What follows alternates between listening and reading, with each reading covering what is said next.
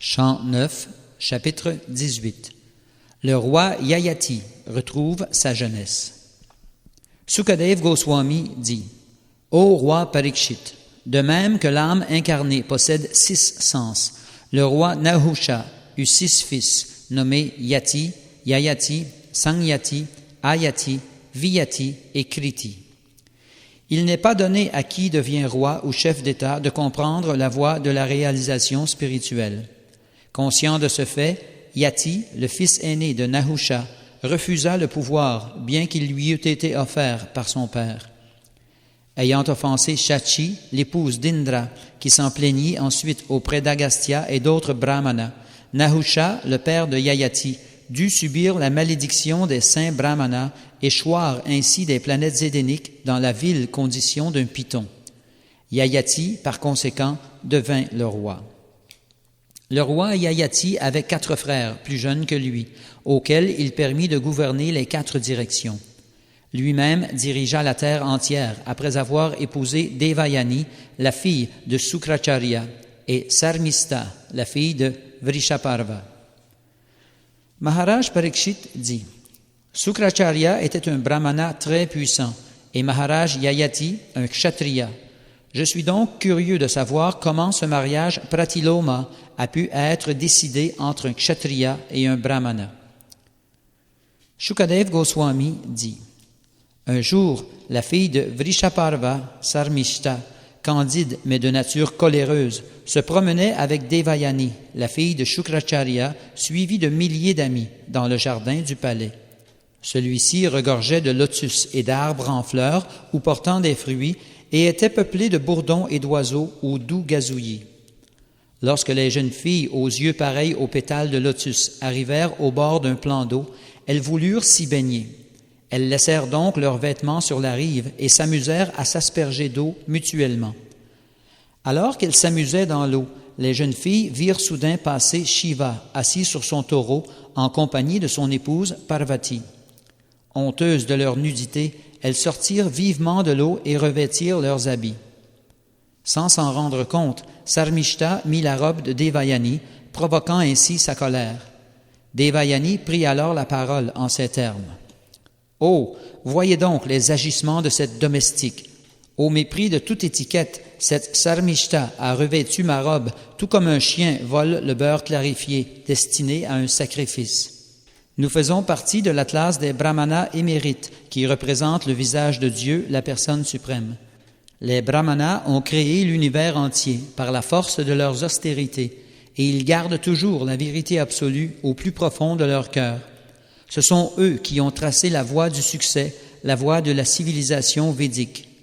Comme ils sont en ce monde les seuls qui soient dignes d'adoration, non seulement les grands dévas, les responsables des diverses planètes, leur offrent-ils des prières et les vénèrent, mais de même, Dieu, l'âme suprême, le purificateur souverain, l'époux de la déesse de la fortune. Et nous-mêmes, qui appartenons à la dynastie Bhrigu, sommes de ce fait plus respectables encore. Pourtant, voici que cette femme, dont le père, appartenant à l'Atlas démoniaque, est notre disciple, a revêtu ma robe, tout comme un Shudra qui se parerait de la connaissance védique. Sukadev Goswami dit: Réprimandée de la sorte avec des paroles cruelles, Sarmishta s'emporta. Soufflant comme un serpent et se mordant la lèvre inférieure, elle s'adressa à la fille de Sukracharya. Espèce de mendiante, puisque tu ne comprends même pas ta situation, pourquoi parles-tu tant pour ne rien dire? Ne vous tenez-vous pas tous à la porte de notre demeure, comptant sur nous pour votre subsistance à la manière des corbeaux? C'est par ces méchantes paroles que Sarmishta injuria Devayani, la fille de Shukracharya. De colère, elle prit ses vêtements et la précipita dans un puits. Après cet incident, Sarmishta rentra chez elle. Pendant ce temps, le roi Yayati, qui chassait, alla s'abreuver au puits où il eut la surprise de découvrir Devayani. Voyant que Devayani était nue dans le puits, le roi Yayati lui donna immédiatement son vêtement de dessus. Très gentiment, il lui prit la main et l'attira hors du puits. Avec des paroles pleines d'amour et d'affection, Devayani s'adressa au roi Yayati. « Ô grand héros, ô roi, toi qui conquis les villes de tes ennemis, en prenant ma main, tu as fait de moi ton épouse légitime. Ne me laisse pas être touché par d'autres, car le lien qui nous unit en tant que mari et femme est le fruit de la providence et non l'œuvre de quelque être humain. Je t'ai rencontré grâce à ma chute dans le puits. En vérité, ceci est l'œuvre de la providence. Après que j'ai maudit Kacha, le fils du docte Brihaspati, il me maudit à son tour en déclarant que je n'aurai pas un brahmana pour époux. C'est pourquoi, ô toi, ô bras puissant, il m'est impossible de devenir l'épouse d'un brahmana. Shukadev Goswami poursuivit. Le roi Yayati n'appréciait pas l'idée d'un tel mariage que n'autorisaient pas les règles scripturaires, mais puisqu'il s'agissait de l'œuvre de la Providence et que lui-même était séduit par la beauté de Devayani, il consentit à sa requête. Ensuite, lorsque le docte roi retourna à son palais, Devayani revint chez elle en pleurant et fit part à son père Sukracharya de tout ce qui était arrivé à cause de Sarmishta. Elle lui rapporta comment elle avait été précipitée dans le puits, puis sauvée par le roi. En entendant ce qui était arrivé à Devayani, Sukracharya fut très affligé. Condamnant la fonction de prêtre et louant la profession appelée Unchavriti, qui consiste à ramasser des céréales dans les champs, il partit de chez lui avec sa fille. Le roi Vrishaparva comprit que Shukracharya venait le punir ou le maudire. C'est pourquoi, avant que ce dernier n'arrive chez lui, Vrishaparva s'avança sur le chemin et se jeta aux pieds de son gourou afin de se concilier sa faveur et d'apaiser son courroux. La colère du puissant Shukracharya dura quelques instants, puis, finalement satisfait, il dit à Vrishaparva, « Mon cher roi, aie la bonté d'exaucer le désir de Devayani, car elle est ma fille, et je ne peux en ce monde ni l'abandonner ni la négliger. » À la requête de Sukracharya, Vrishaparva accepta d'exaucer le désir de Devayani, et il attendit que celle-ci prenne la parole. Devayani exprima alors son désir. « Lorsque je me marierai sur l'ordre de mon père, mon ami Sarmishta devra me suivre en tant que ma servante, avec ses amis. » Vrishaparva pensa avec sagesse que le mécontentement de Sukracharya serait source de danger, quand sa satisfaction entraînerait des bienfaits matériels. Il exécuta donc son ordre et le servit comme un esclave. Il donna sa fille Sarmishta à Devayani, et Sarmishta servit Devayani comme une esclave, ainsi que des milliers d'autres femmes. Lorsque Sukracharya donna Devayani en mariage à Yayati, il demanda à Sarmishta de l'accompagner, mais il donna cet avertissement au roi. « Ô Yayati, n'accepte jamais cette fille, Sarmishta, dans ton lit. » Ô roi Parikshit, voyant que Devayani avait un beau fils, Sarmishta vint un jour trouver le roi Yayati à un moment propice à la conception. Dans un lieu retiré, elle demanda au roi, l'époux de son ami Devayani, de lui permettre d'avoir un fils, elle aussi. Lorsque la princesse Sarmishta supplia le roi Yayati de lui donner un fils, ce dernier, connaissant bien les principes religieux, accepta d'exaucer son désir. Bien qu'il se rappelât l'avertissement de Sukracharya, il pensa que cette union répondait au désir du suprême et il se livra donc à l'acte charnel avec Sarmishta.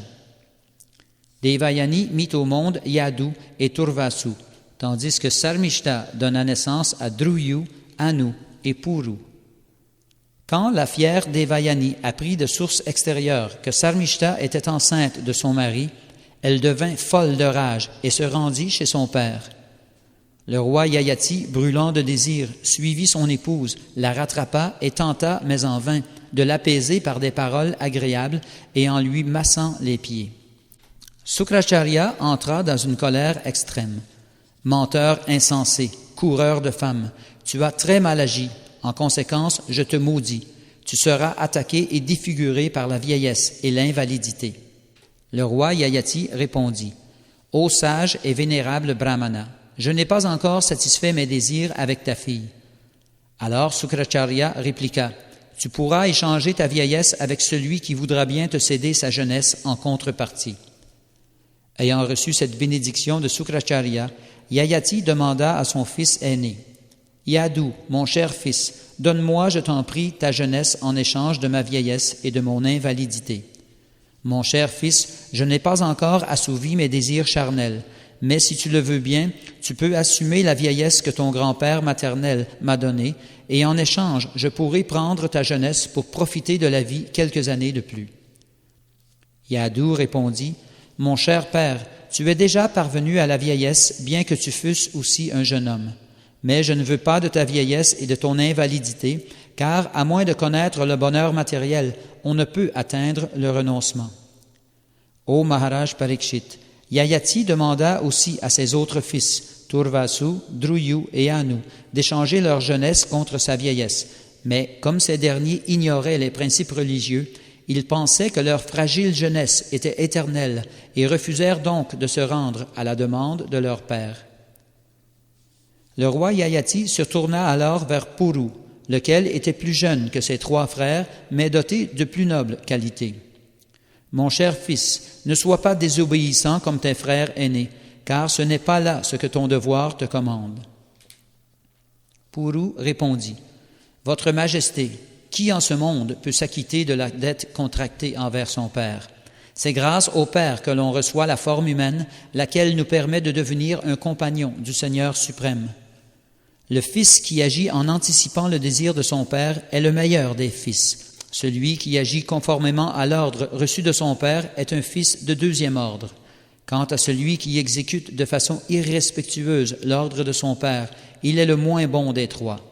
Mais un fils qui refuse de se plier à la volonté de son père, celui-là est comparé aux excréments du père. »